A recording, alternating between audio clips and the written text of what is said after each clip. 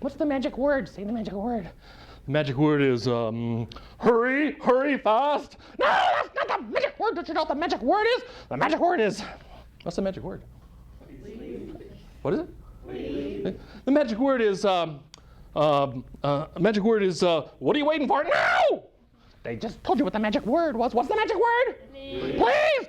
Now listen to that one more time. They said, please. Oh, fine.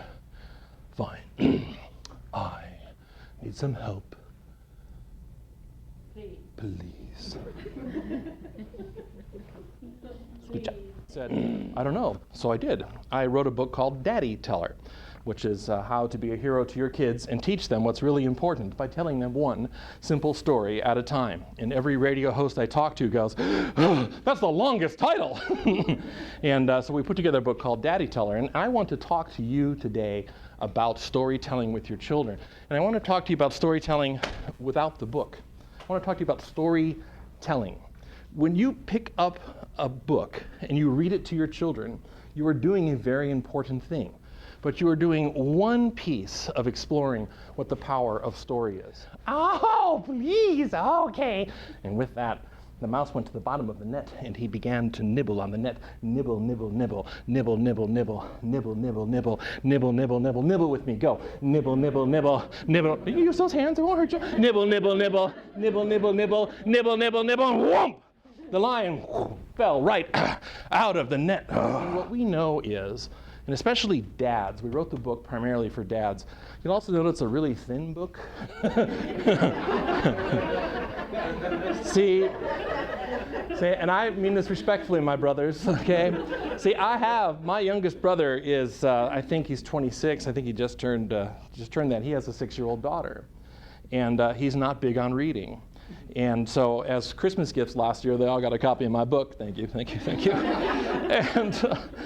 And so at the New Year's party, shortly following that, he says to me, you know that book you gave me? I said, yes.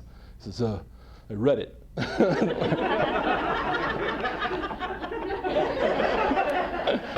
And he says, you know what else? I used it. Oh, because I've been telling her stories. Oh, really? And what else? And now she tells them back to me. I said, that's how this works.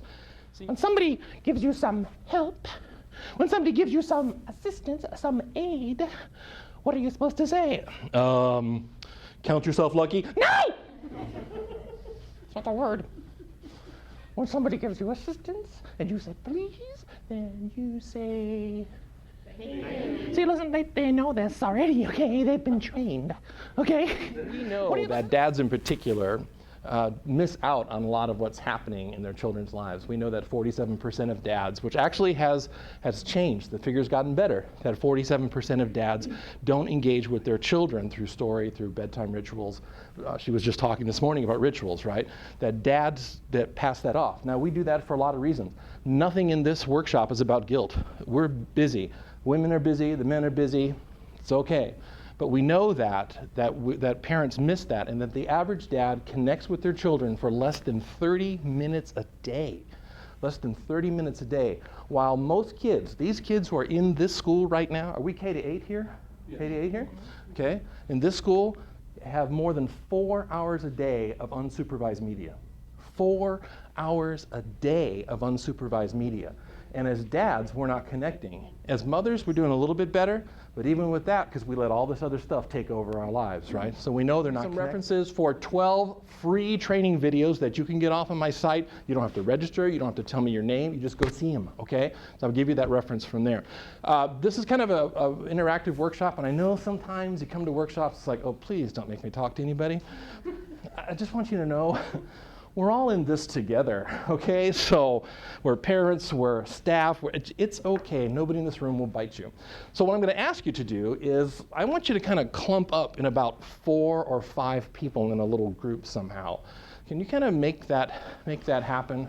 If you could, just kind of turn around just so you can, or move it. Storytelling, putting the book down and telling it from your heart, your soul, your mind, etc. to your child is not about memorizing stories. But I want you to think about telling stories piece by piece, episodically.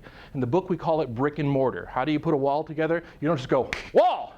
right? It doesn't just magically appear, but it's brick upon brick upon brick. So I'm going to ask you to do that. I would like you and your little group to think about the story that I just told you.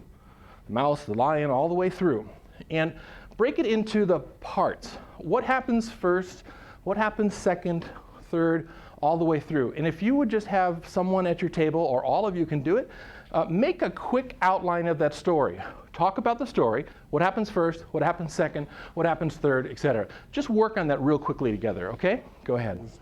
Thank you. Oh, okay. Well, you're welcome. And with that, they went their separate ways. But from that day forward, the lion learned that even the smallest thing can make all the difference.